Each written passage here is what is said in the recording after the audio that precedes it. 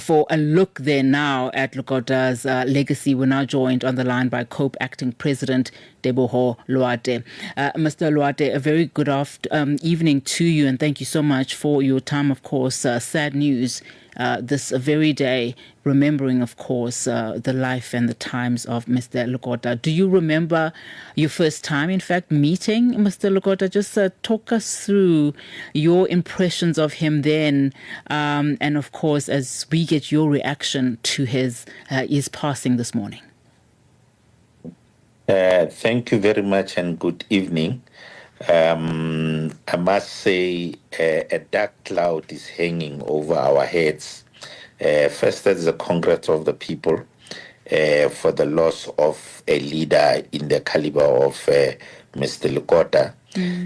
Second, I think South Africans, if they look at the current situation and flash back to his role in South African politics, the same cloud is hanging over us, because he's one of those people who is irreplaceable.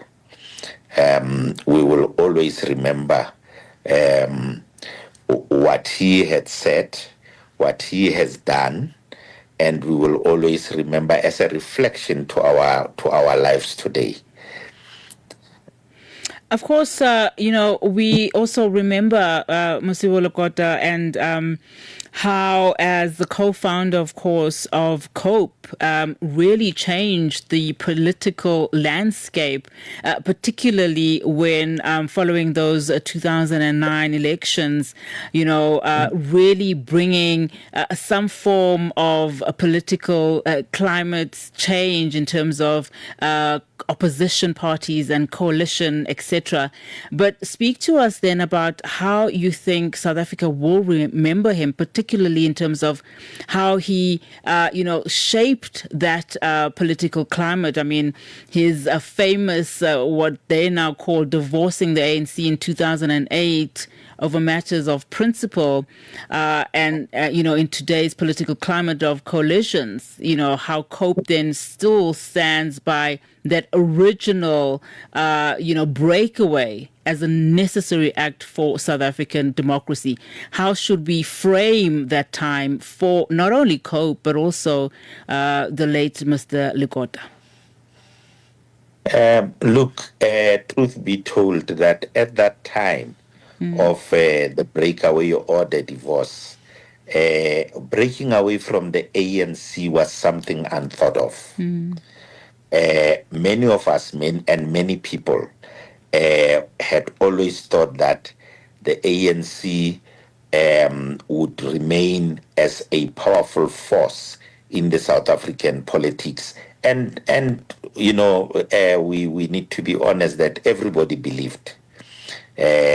So this was something unheard of, that a person of the caliber of Ntate Lekota, standing for principles that he believed in, because in the first place, his view was that ANC has derailed from the objectives of for the freedom of the people of South Africa, and he led that breakaway. Many of us, as you know, he started first by saying he's 7 divorce papers, but the character of his leadership and his belief in the South African politics after that breakaway, you will always find in the way he conducted himself and argued in Parliament. Many of the things that he said in Parliament, if we sit back and reflect, you will realize that they were true. I can cite about 2, if not 3, but there are so many of them. If you think about his warning to our country about illegal immigrants, remember he even gave an example to say in other countries, when you go there, the country has to know what is your purpose of coming into their space. But in South Africa, we just let things, go as it is today. now we are dealing with all sorts of problems. Yeah. The second issue is that Mr.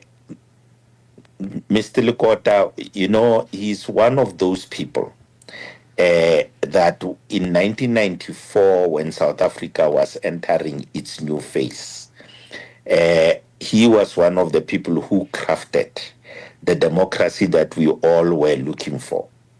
And you would find that in the manner in which he was interpreting some of the issues based on the Constitution. So you can say he was a constitutionalist. I can give you an example that during that debate of on land, he managed to explain Section 25 of our Constitution and what it means. And because he believed in a South African nation, he always questioned the issue that if we in ourselves, talking about our people, but then excluding ours, he used to ask the question, who is our people? So that we should define what we mean, because he believed in a South African nation more than anything else. So these are the things that we will remember him with, and I think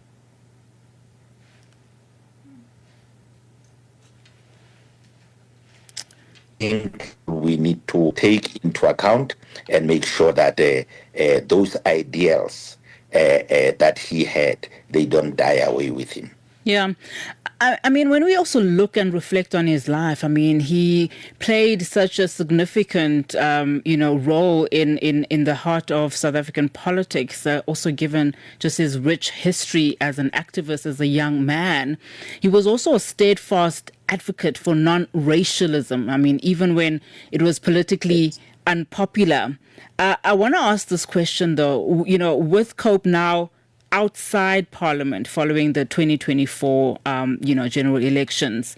What does this moment mean for COPE? I mean, how will you as COPE ensure that, his specific value survives him in an increasingly polarized political landscape, I must say, especially now as we go into the local government elections. But more importantly, how does this moment, make you as COPE ponder in terms of reckoning as a party, even maybe perhaps a calling for reinvention? What are you taking from today's loss?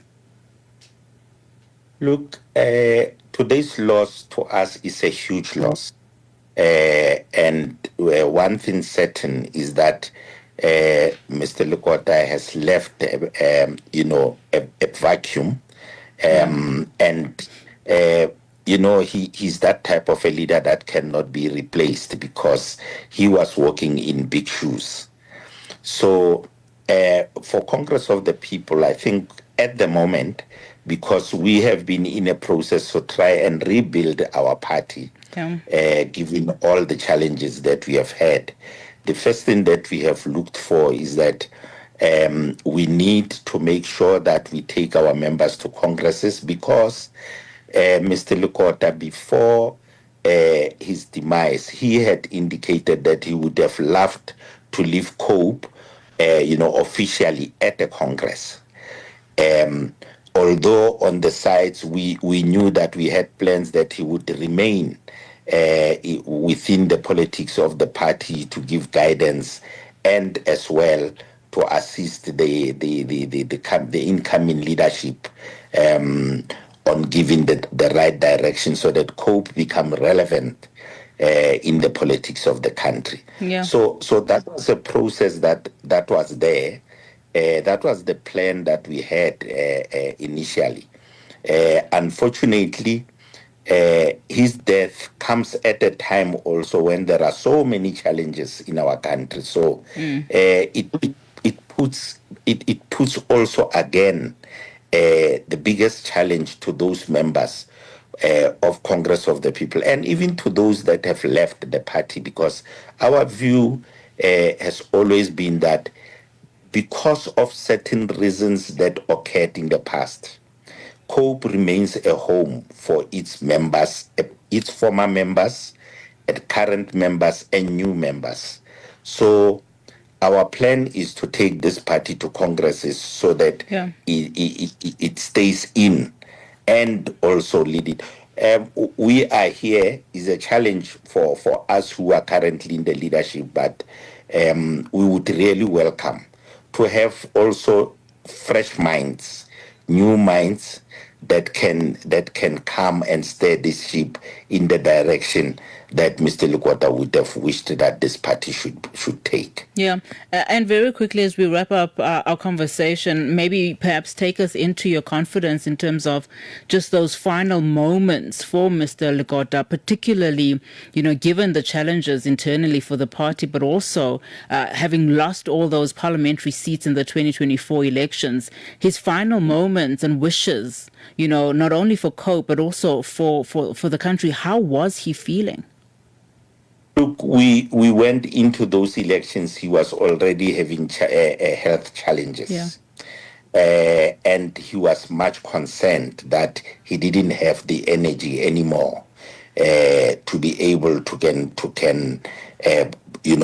put some new life into COPE. And by the way, because even in his time in the UDF, he was an organizer. Yeah.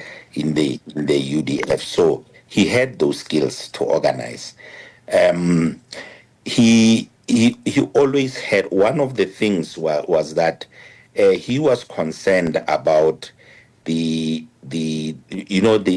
developments and the stories mainly about corruption in government, and that's what he used to emphasize to members of COPE, that by all means we should have leadership that are not prone to corruption.